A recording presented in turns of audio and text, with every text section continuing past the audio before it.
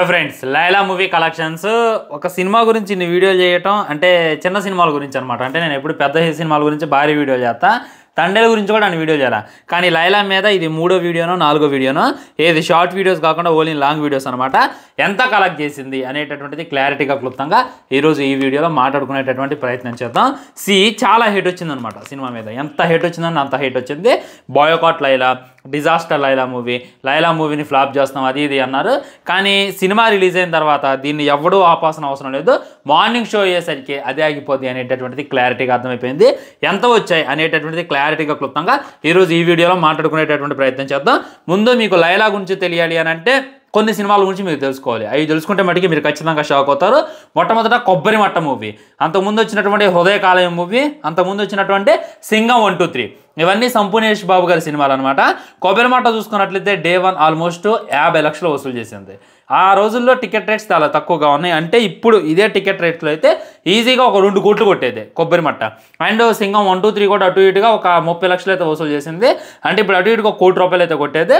హృదయ కాలేయం కూడా డే 1 గట్టిగా వసూలు చేసింది అనమాట. ఆ టైంలోనే అది దగ్గర 80 లక్షల దాకా వసూలు చేసిందంట. అంటే ఈ టైంలో డే 1 ఈజీగా 3-4 కోట్లు అయితే ఈజీగా కొట్టేది అనమాట. ఇది సంపూర్ణేష్ బాబు గారిది. ఆ తర్వాత ఇంకా భయంకరంగా హేట్ వచ్చినటువంటి సినిమా, భయంకరంగా ట్రోల్ అయినటువంటి సినిమా ఏదైనా ఉందంటే సన్ ఆఫ్ ఇండియాకి టికెట్లు పర్లేదు కొన్ని బుక్ అయ్యాయి అనేటటువంటి వార్తలు కూడా వచ్చాయి అనమాట. అది చూసుకున్నట్లయితే డే 1 ఈజీగా ఓన్లీ నేను నెట్ కలెక్షన్సే మాట్లాడుతున్నాను. నెట్ కలెక్షన్స్ రిపోర్టే ఉంది. దీన్ని మీరు డబుల్ త్రిబుల్ యాడ్ చేసుకుంటే అదైతే వస్తుంది. ఈజీగా మరి 8 లక్షలు వసూలు చేసింది అనేటటువంటిది వాళ్ళైతే తెలియజేశారు. ఇదైతే కొద్దిగా తక్కువ అని చెప్తాను నేను. ఆ తర్వాత జిన్నా మూవీ చూసుకున్నట్లయితే డే 1 70 లక్షలు వసూలు చేసింది. అంటే ఈ రోజు క్యాలిక్యులేట్ చేస్తే ఈజీగా భయంకరమైనటువంటి కలెక్షన్స్ వస్తాయని చెప్పి క్లారిటీగా అర్థమవుతుంది. ఆ తర్వాత మన షర్వాన్ది ది లెజెండ్ మూవీ, భయంకరంగా ట్రోల్ అయినటువంటి సినిమా. ఈ సినిమా చూసుకున్నట్లయితే డే 1 ఈజీగా ఆ రోజుల్లో అప్పుడు 70 రూపాయలు 80 రూపాయల టికెట్ రేట్ అవుతుంది. అది చూసుకున్నట్లయితే 85 లక్షలు అయితే వసూలు చేసింది. ఇప్పుడు రిలీజ్ అయితే 3 కోట్లు రిలీజ్ చేస్తుంది అని చెప్పి క్లారిటీగా అర్థమవుతుంది. నేను వీటి గురించి ఎందుకు డిస్కషన్ చేసిన అంటే వీటికన్నా ఘోరంగా తగలబడ్డది ఈ లైలా మూవీ. నిజంగా విశ్వక్సేన్ మీరు ఓపెనింగ్ చూసుకోండి, అన్నీ బాగానే ఉన్నాయి అనమాట. ఎక్సెప్ట్ మెకాన్ నిక్ రాకీ ఒకటి తీసేసేయండి. అంతకుముందు వచ్చినటువంటి గౌమి అయ్యుండొచ్చు, ఫలక్నామా దాస్ భయంకరంగా కలెక్షన్స్ అయితే రాబట్టింది. ఆ తర్వాత అంతకుముందు వచ్చినటువంటి ఈ నగరానికి ఏమైంది, ఆ తర్వాత వచ్చినటువంటి కొన్ని సినిమాలు పర్లేదనమాట. దాస్ కా దమ్కి కూడా భయంకరమైనటువంటి వసూలు అయితే సాధించింది. డే 1 చూసుకున్నట్లయితే ఈజీగా 2 నుండి 3 కోట్ల గ్రాసు లేదా 1.5 గ్రాసు ఈజీగా కొట్టేటటువంటి స్టామినా ఉన్నటువంటి హీరో ఎవర్రా ఈ టైప్ 2లో అంటే విశ్వక్సేన్ అని చెప్తారు. ఎందుకంటే విశ్వక్సేన్ అందరూ కూడా ఓన్ చేసుకున్నారు అనమాట. ఇటు నందమూరి అభిమానులైనా ఇటు మెగా ఫ్యాన్స్ అయినా కానీ ఆయన అంటే ఇదే అవుతారు అనమాట. ఒక ముద్దల హీరోలాగా తనైతే ఫీల్ అవుతారు. ఇక్కడ ఎన్టీఆర్ అభిమానులు కూడా ఎగబడి చూస్తారు, విశ్వక్సేన్ సేమ్ ఆ ఎన్టీఆర్ లాగా ఉంటూ అని చెప్పి ఎగబడి చూస్తారనమాట. దానివల్ల అది కాక కాంట్రవర్షియల్ హీరో, ఇది చాలా కాంట్రవర్షియల్గా మాట్లాడుతారు. అప్పుడు వెళ్ళి TV9లో దేవితో గొడవ పెట్టుకోవడం, దానివల్ల ఇదేందనమాట. కానీ ఈ లైలా కలెక్షన్ చూసిన తర్వాత నా దెమ్మైతే తిరిగిపోయింది. ఇదెక్కడి మాసరమామ అనేటటువంటి ఫీలింగ్ కూడా కలిగింది. ఇప్పటిదాకా ఒక లెక్క, ఇప్పటి నుండి ఒక లెక్క. తన ఫలక్నామా దాస్కి ఎంతైతే ఓపెనింగ్స్ వచ్చాయో దాంట్లో కనీసం 20% కూడా రాలేదు. తెలుసా మ్యాక్సిమం ఈ సినిమాకి పెట్టినటువంటి బడ్జెట్ ఏందో మీరు ముందు తెలుసుకోవాలి. లైలా మూవీకి పెట్టినటువంటి బడ్జెట్ 20 కోట్లు, మాటలు కాదు 20 కోట్లు అంటే 20 కోట్లు పెట్టి 50 కోట్లకైతే వీళ్ళైతే అమ్ముకోవడం జరిగిందనమాట. డిస్ట్రిబ్యూటర్లు కూడా బాగానే డేర్ చేశారు. ఎందుకంటే విశ్వక్సేన్ ఏ సినిమా అయినా సరే నష్టం రాదు అనేటటువంటిది చిన్న హోప్ అనమాట. భయంకరమైనటువంటి నెగిటివ్ నడిచిన గామి సినిమాకే పర్లేదు యావరేజ్గా అది వచ్చే. కానీ ఈ సినిమా చూసుకున్నట్లయితే నిన్న మొత్తం మీద 20 లక్షలు మాత్రమే వసూలు చేసింది. నేను మాట్లాడేది గ్రాసే. 20 లక్షల గ్రాస్ వసూలు చేసిందంటే నెట్ కలెక్షన్స్ ఎంత ఉంటాయి అంటే సన్ ఆఫ్ ఇండియా సినిమా ఎంతైతే వసూలు చేసిందో అంత వసూలు చేయగలిగింది.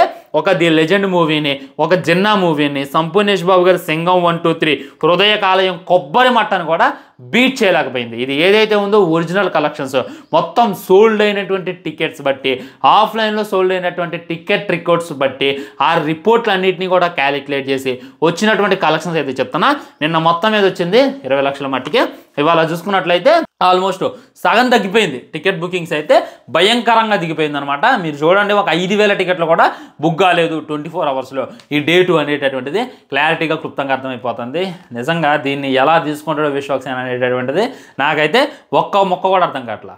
ఎందుకు ఇంత ఇది అసలు ఏమైనా కానీ హేట్ వస్తే పబ్లిసిటీ వస్తుంది అని చెప్పి ప్రతి ఒక్కళ్ళు అనుకుంటారు. నేను చూసాను ఇన్స్టాగ్రామ్లో ఒకటి ఏమని రీల్ పెట్టిందంటే, నువ్వెందుకు సారీ చెప్తాను అన్న, నువ్వు సారీ చెప్పాల్సిన అవసరం లేదు, వాళ్ళు మన సినిమాని ఫ్రీగా పబ్లిసిటీ చేస్తున్నారు వైసీపీ వాళ్ళు, జగన్ గారి అభిమానులు, నువ్వు సారీ చెప్పాల్సిన అవసరం లేదని చెప్పి స్టేట్మెంట్లు ఇస్తున్నారు. మరి ఫ్రీ పబ్లిసిటీ జరిగింది కదా, దీనివల్ల భయంకరమైనటువంటి ఇదైంది కదా. అటు మెగా ఫ్యాన్స్ నుండి సపోర్ట్ ఉంది, నందమూరి అభిమానుల నుండి సపోర్ట్ ఉంది.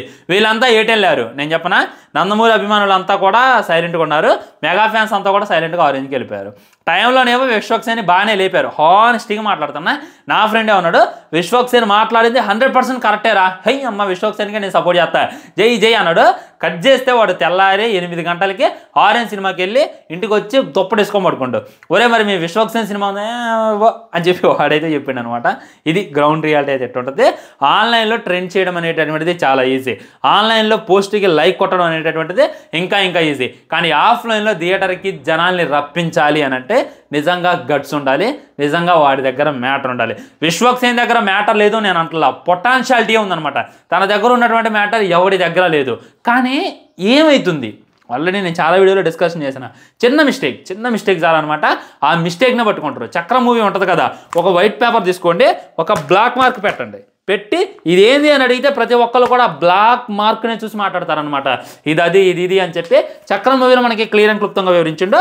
ఒక్క మార్క్ ఉంటేనే, ఒక్క మచ్చ ఉంటేనే అందరూ టార్గెట్ దాని మీద ఉంటుంది. కానీ విశ్వక్సేన్ టాలెంట్ చూసుకున్నట్లయితే ఇగో ఎంత ఉంది, ఈ వైట్ పేపర్లో ఒక 10% కూడా ఉందో లేదు టాలెంట్, ఇవన్నీ కూడా బ్లాక్ మార్కులే.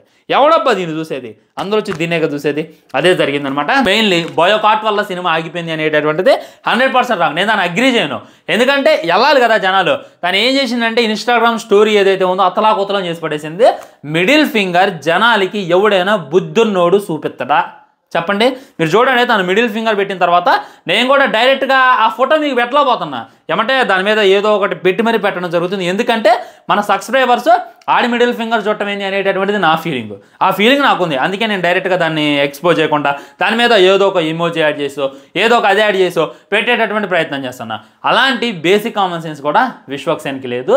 తనకి బ్యాక్గ్రౌండ్ లేదు అని చెప్పి మీరు అనమాకండి. బ్యాక్గ్రౌండ్ లేనిదే బాలకృష్ణ గారు వస్తున్నారా, బ్యాక్గ్రౌండ్ లేనిదే మన ఎన్టీఆర్ గారు వచ్చి ఎంకరేజ్ చేశారా, బ్యాక్గ్రౌండ్ లేనిదే చిరంజీవి గారు వచ్చారా, ఎవరు వస్తారు? ఇప్పుడేదో సినిమాలు హిట్ అయిన ఇప్పుడు, అందుకే అసలు రాంగ్ అది. బ్యాక్గ్రౌండ్ అయితే తనకుంది, మరి తండ్రి ఎవరో వేరో నాకు తెలియదులే, కానీ తనకైతే భయంకరమైనటువంటి బ్యాక్గ్రౌండ్ ఉంది. టాలెంట్ కూడా కొద్దో గొప్ప ఉంది. కానీ దానికి తగ్గట్టు యాటిట్యూడు, తలపొగరు అనేటటువంటిది తన ముంచింది అనేటటువంటి రియాలిటీ. ఇక మీదన మార్చుకున్నా కానీ ఉపయోగం ఉంటుందో ఉండదో అనేటటువంటిది నాకైతే అర్థం కావట్లేదు అనమాట. ఇప్పుడు ఒక మిడిల్ ఫింగర్ చూపించడం అనే కాదు, ఇప్పుడు సినిమా రిలీజ్ అయిన దగ్గర నుండి తను ఏం చేస్తుందంటే, ఒక సినిమా అంటే బాగుంటుంది, ఒక సినిమాకి కాంట్రవర్సీ క్రియేట్ చేసుకో, ఒక సినిమాని అదే పాయింట్ మీద తీసుకెళ్ళు, చాలా నీట్గా ఉంటుంది, చాలా క్లియర్గా ఉంటుంది. ప్రతి సినిమా అలా చేస్తే ఎలా బాగోదు అనేటటువంటిది రియాలిటీ అనమాట. దీనివల్ల పాపం దెబ్బడిపోయిండు. ఇక మీదట తన మీద ఇన్వెస్ట్ చేయడానికి తనే రావాలి. దాస్ కదంపికి తనే కదా ప్రొడ్యూసర్. మరి ఆ సినిమా ఫ్లాప్ అయింది, దానికి కూడా లాస్ వచ్చిందనమాట. దీనికి కూడా ఇప్పుడు వచ్చేటటువంటి అప్కమింగ్ మూవీస్ అన్ని కూడా తనే ప్రొడ్యూసింగ్ చేసుకోవాలి. ఇంకా ఏదో ఒక కొత్త కాన్సెప్ట్ వస్తే తప్ప తనైతే కాపాడటం జరగదు అనేటటువంటిది రియాలిటీ. ఫ్రెండ్స్ ఒకసారి అర్థం చేసుకోండి, విజయ్ దేవరకొండ ఒకే టైంలో వచ్చిండు, విశ్వక్సేన్ ఒకే టైంలో వచ్చిండు. విజయ్ దేవరకొండకి అర్జున్ రెడ్డి ఎంత హిట్ అయిందో దాంట్లో కనీసం ఒక 50% ఫలక్నామా దాస్ హిట్ అయింది. విజయ్ దేవరకొండ ఆల్మోస్ట్ 3-4 ఫ్లాప్లు వచ్చినాయి. అయినా కానీ తనకు వచ్చేటటువంటి ఇప్పుడు కింగ్డమ్ సినిమా కోసం ప్రతి ఒక్కళ్ళు ఎదురు చూస్తున్నారు. కానీ విశ్వక్సేన్ నెక్స్ట్ సినిమా కోసం ఎవడూ ఇంట్రెస్ట్ లేడు. ఎందుకు ఇంట్రెస్ట్ లేడు అని అంటే, తీసేటటువంటిది సంవత్సరం మీద ఆల్మోస్ట్ ఒక 11 నెలలు అవుతుంది. ఈ 11 నెలల్లో కూడా తను డెలివరీ చేసినటువంటి ప్రతి సినిమా కూడా ఫ్లాపే కూర్చుంది. కానీ విజయ్ దేవరకొండ ఆచితూచి అడిగేద్దామని చెప్పి ఒక మంచి డైరెక్టర్ని బట్టిండు, ఒక మంచి మ్యూజిక్ డైరెక్టర్ని బట్టిండు, ఒక మంచి ప్రొడక్షన్ బట్టిండు, అడిగేస్తాను అనమాట. ఇది కెరియర్. ఇప్పుడు సినిమా ఇండస్ట్రీకి రావడం అనేటటువంటిది సమస్య కాదు, వచ్చిన తర్వాత నిలబెట్టుకున్నాడే గొప్పోడు అనేటటువంటిది రియాలిటీ. ఇదైతే నాకైతే క్లియర్ అండ్ క్లుప్తంగా అర్థమైపోయింది. గద్దలకొండ గణేష్లో ఒక డైలాగ్ ఉంటుంది అనమాట. ఏం చేస్తానంటే, డైరెక్టర్ టీ మొహన్ కొడతాడు, ఒక హీరో మొహన్ కొడితే హీరో అంటాడు తెలుసా, సార్ ఇండస్ట్రీలో టీ దొరకడం కూడా చాలా కష్టం, దాన్ని పారబోసుకోమాకని అంటాడు. దాని వెనక చాలా అర్థం ఉంటుంది. సో ఇండస్ట్రీలో అవకాశం దక్కడం, ఫ్యాన్ సంపాదించుకోవడం, ఎంకరేజ్మెంట్ రావడం అనేటటువంటిది చాలా కష్టం. కానీ దాన్ని పారబోసుకుంటే మిగిలేదు శూన్యం అనేటటువంటిది రియాలిటీ అనమాట. దీని మీద మీ కామెంట్ కూడా తప్పకుండా తెలియజేయండి. లీస్ట్ ఈ సినిమాకి 18 కోట్లు పెట్టారు కదా, 10 కోట్లు వచ్చినా కానీ ఇక నేను రివ్యూ చెప్పడం ఆపేస్తా.